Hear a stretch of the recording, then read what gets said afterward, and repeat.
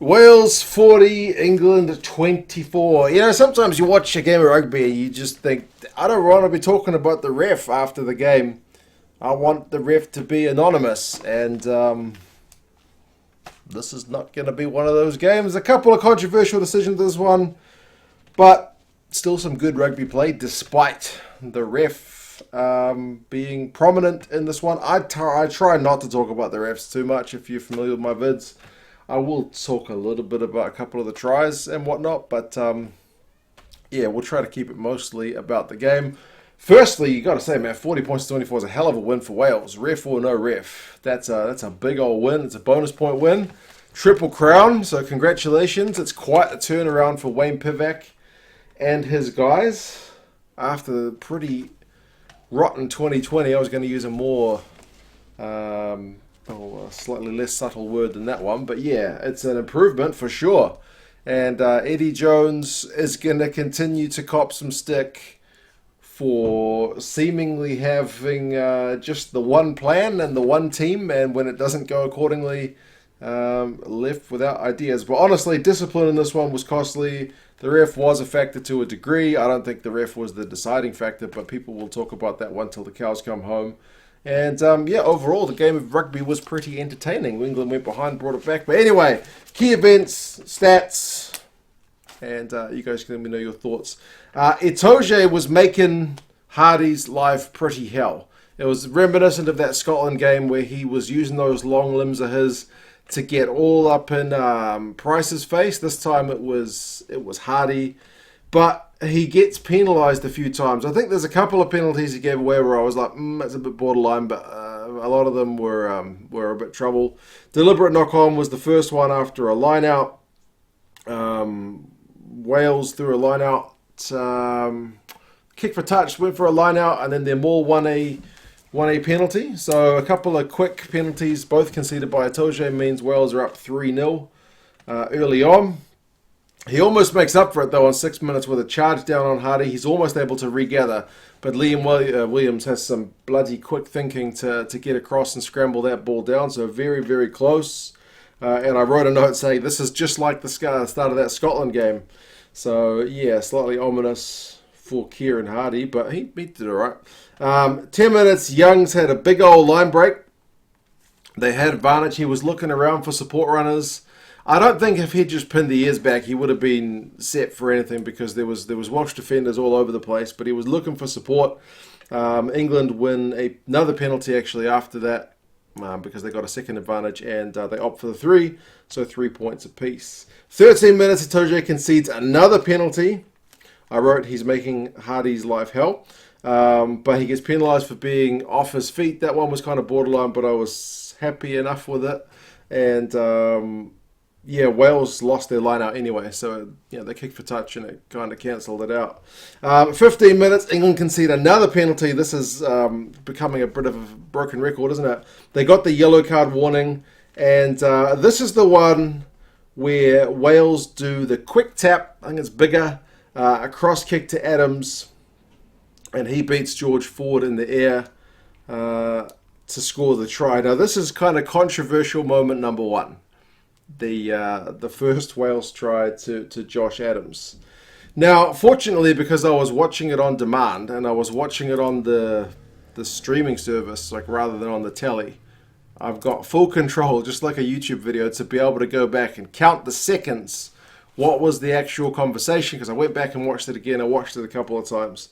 So after it's Farrell who concedes the penalty, and he says, "You're not rolling away in the tackle." He's like, "I tried my best." He was trapped in there. It's one of those unfortunate penalties that just is part of the game nowadays. And the ref says to Farrell, have a word with your team to change their behaviour. And then moments later, they're separating. Farrell's going over to his guys. And the camera, I think, cuts to the replay. But I start counting the seconds.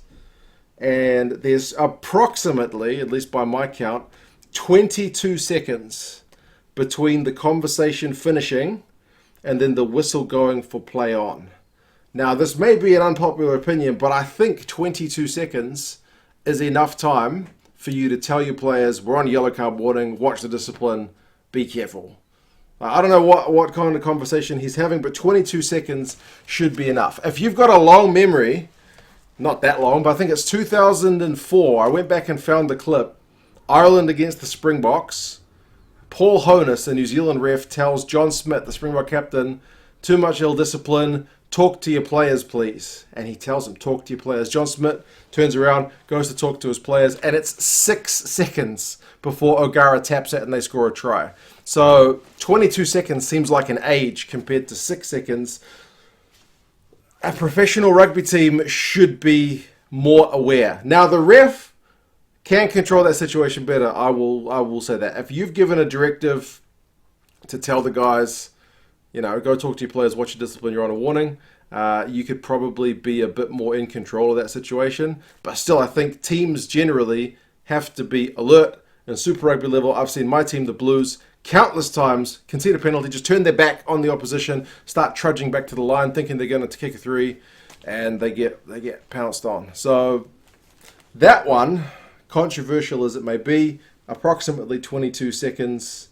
I think there needs to be a little bit more awareness of the England guys. Not every guy needs to be in that huddle. George Ford was the closest one to see what was going on. Adams was clearly standing out of that wing. You got 22 seconds to see what's going on. So, yes, that's my 2 cents on that one, but it will be divisive. They kick the conversion. It's 10 points to 3. 18 minutes, Wales concede a penalty for also not rolling away, so it's the same penalty that Farrell was just penalised for, so kind of even Stevens. They go for the 3. It's 10 points to 6. The penalty count for both sides was getting pretty high, admittedly. Slightly more for England, but it was getting pretty high.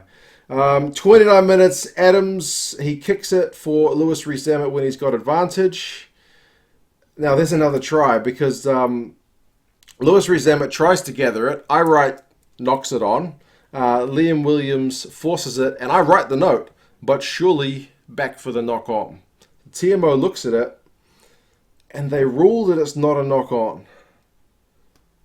Now, this one I probably have slightly more issue with, because I've definitely seen in games before where a guy loses control of the ball, but it happens to drop onto his leg. And the guy's kind of, I was trying to kick it. And the ref goes, don't BS me. That's a knock on. You lost control of it. So I was pretty surprised that that one was given, to be honest. As much as I think the first one England had control of, and it was Wales' quick thinking. England were a bit casual, even though the ref, as I said, could have done a wee bit better. This one, I think, and it's weird because the TMO said that's the best angle of it and just left it hanging there for ages, and the ref's kind of waiting for him like, okay, what are you going to tell me? And eventually he goes back and says, it kind of falls on his leg, so not a clear knock on. Yeah, I don't know. That one I kind of do have a problem with. I don't think it's the deciding factor in this game, but I don't think that one should be a try, personally. Yeah, I've seen guys drop the ball onto their legs before, and it tends to be a knock-on. So that one was a bit left field for me. Yes, I thought, holy moly, okay. The conversion goes in off the post as well, just to put salt in the wound. So, yeah, 17 points to 6. 32 minutes, Daly has a knock-on. Seemingly no reason for a knock-on, because he's just kind of getting a pass straight to his chest and drops it. So I'm wondering if England are a little bit off. But then Wales are caught offside for in front of the kicker, which is one penalty we saw a lot in the Italy and Ireland game. So the refs are clearly onto that one. I think it might have been Wyn Jones advancing when he was in front of the kicker. So teams are going to have to be careful about that one. And a bit of a good news story for England is, despite the setbacks of 2, I'm sure, pretty controversial tries, especially from their side, Watson scores a phenomenal try as well for England. The quick ball, it goes Youngs to George to Watson. He steps Liam Williams, and he beats about 3 tacklers to get the ball down. So it's a hell of an effort from Watson. It's one of the tries of the game. They do miss the conversion, but it's 17 points to 11, which is slightly more like game on. Curry has a really athletic moment where Liam Williams is trotting it up and decides to kick it, where Curry charges it down, regathers it, and offloads it from the floor. I don't know if it'll make the highlight reels, but it was a proper bit of athleticism. He's quite an athlete. And then Daly as well, when Itoje's got his hands on another kind of charge down, but the ball still went sailing. It was just touched. It was heading for the touchline, and Daly managed to kind of scoop it, but to keep it in the field of play. A couple of good bits of athleticism showing these guys were still up for the fight, trying to fight for every little battle. Right before halftime, England get a big scrum. It gets advantage. Slade with a line break. The advantage goes over. They go through some phases. There's another advantage for being offside for Wales. England up for the 3. So halftime, it's 17 points to 14. So a pretty good fight back from England in that first half, to be fair. A couple of controversial tries, like I mentioned, but if you're England, all you can do is play with what's in front of you, and they didn't put their heads down. They decided to keep fighting, and Wales would have been disappointed to let England back into the game because the Six Nations, their effort thus far has been really built on defence. Second half, a fair bit of box kicking, a bit of a duel. Eventually, England win a penalty at the breakdown. They missed that penalty, though. And then a mad moment, and another moment where England get kind of caught napping. Hill concedes a penalty right in front for, what was it, like blasting in at the side of the ruck? And Hardy just decides to take a quick tap and go. Taps it and just makes a beeline for the try line. Even his teammates don't know what the hell's going on. I see Ken Owens kind of looking at it. He doesn't even follow Hardy. He sees what's going on, and he's just standing there like, oh man, I'm not running for that. If you get tackled, I'm not going to be there. I think it's about one Welsh support runner with him, but Hardy makes it. He goes over for the try. Very, very quick thinking. And suddenly it's 24 points to 14. England will be cursing that one. I'm not sure you can blame that one on the referee. That was just really quick thinking from Hardy. England scrum again gets a bit on top. They go for the 3. It's 24-17. And then Liam Williams gets penalised again for not rolling. The referee and Farrell don't seem to be on the best terms when you hear their back and forth. I guess that's another thing about his captaincy. Sometimes you have to monitor. Kieran Reid could get a bit like that as well, where he would get a bit combative with the ref. It doesn't really seem to help things, but I'm guessing he was feeling pretty frustrated. Daly knocks on an attack, which is again frustrating. Hardy knocks on from a line-out move. I wrote the next score here is pretty important because neither side was able to really get much momentum. And then suddenly it's Youngs, man. Youngs with a good try, a snipe of his own. So both the halfbacks getting a wee try. Wyn Jones bought the dummy hook, line and sinker. And Youngs beats Liam Williams to go for the try. Pressure conversion for Owen Farrell. He nails it. 24 points apiece. Now, this situation is properly game on. Like, if you're an England supporter or one of the England team and you're thinking you're getting the short end of the stick in this game, you've still managed to get yourself back to 24-24. Here's a chance to crack on, but it is not. It is Wales. England's discipline lets them down. Sheedy gets a line break. He kicks it for Hardy. Hardy seems to do his hamstring. But with some Watson did really well to cover it, but it was good momentum for Wales after kind of being under the pump for a wee bit. The TMO checked for foul play, which was a bit worrying. It was like, for goodness sake, not another red card in a Wales game. But they ruled that Curry's tackle on Halahola was good, which was sensible, and it didn't take too long to have a look at. Itoje, though, was warned for his lack of discipline when he conceded his 5th penalty. He was really on the borderline. Like I mentioned, there was at least one penalty he conceded that I thought, that's harsh. But, I won't comment too much about that. He was offside for that one, and Sheedy, pressure kick for him, makes it 27-24. England sealing off a bit later. I think it was Genge. Wales up for the 3 again. It's 30 points to 24. England have a good touch finder, but concede a line-out penalty, so they're disciplined, letting them down. And then England obstruct Lewis Rees-Zammit. It's Robson. He blocks him, changes his line. Refs are over that all day. It's a soft penalty, but it's a penalty. 33-24, and suddenly it's looking like a long way back. Those 3 penalties, like no matter what happened prior to that, those 3 penalties, very costly. As much as you can blame the ref, some of those are kind of self-inflicted wounds. Sheedy gets an intercept on 77, which was a proper good moment as well. England were hot on attack. That's maybe a game changer, because if England score there, it's game on. Sheedy gets the intercept, kicks it long, Rees-Zammit. He burns Johnny May, and the commentators make a lot of it. But remember, May, in the couple of phases before, has just gone down the wing. So he's probably a little bit gassed compared to Rees-Zammit. But I don't know. Maybe he should be doing better. But Reece Sammett's got some serious wheels, but he couldn't get the ball to save his life. It was just always around his feet. They did TMO it to check if he'd got it down, but no, sure enough, it was a knock-on to England. And it still ends up with points, though, because Corey Hill gets the final try of the game. It's a Wales scrum, 5 metres out. They go a couple of phases, and he just blasts over. He goes straight through Slade. It's a bonus point try. It's 40 points to 24. It's the Triple Crown. Wales, man. Wales, 40 points to 24. It's a hell of a win. Wayne Pivac is a proper happy chappy. I haven't seen Eddie Jones's press conference as yet, but I've read the headline, something about him not wanting to get fined. So he's decided not to comment.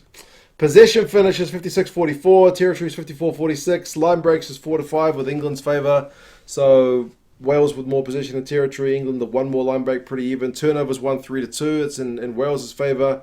127 tackles to 124. So again, pretty tight. But England's tackle success rate was slightly higher because Wales were asked to make a few more. Penalties conceded as costly, 5 more to England, 14-9. Individuals, Itoje concedes 5 penalties. Daly has 97 run meters, which is good, but he has 2 handling errors and 3 turnovers conceded total. So a bit costly. Billy V upped his work rate, 123 run meters from 15 carries, beats 3 defenders. Curry has 18 out of 19 tackles, so some still good stuff to like. Hardy has 75 run meters, beats 2 tacklers. Faletau's man of the match, 112 run meters from 18 carries. Navidi has 15 out of 16 tackles. He seemed to be everywhere for Wales, but yeah, controversial game. I hate to think the comments about this one, but I'm kind of split. If you want my opinion, I think the first one is legit, and I think the second one was a bit dodgy. But either way, I still think Wales are the better team. I don't think England are going to make sweeping changes, but man, you guys have still got heaps of guys not in the England squad. You got Marcus Smith, Alex Donbrandt, you got the Simmons brothers. Like, there's loads of players. So hopefully some of these guys get a crack. We still haven't seen Odogwu yet. Anyway,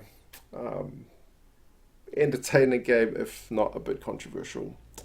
Wales have got Italy away next, and I think England have got France away. So a week off, and we'll see what happens with these teams. Anyway, you guys let me know your thoughts on this one. It can be about the refereeing controversies, or it can be something else. Anyway, you guys let me know your thoughts, and I'll talk to you soon. See you later.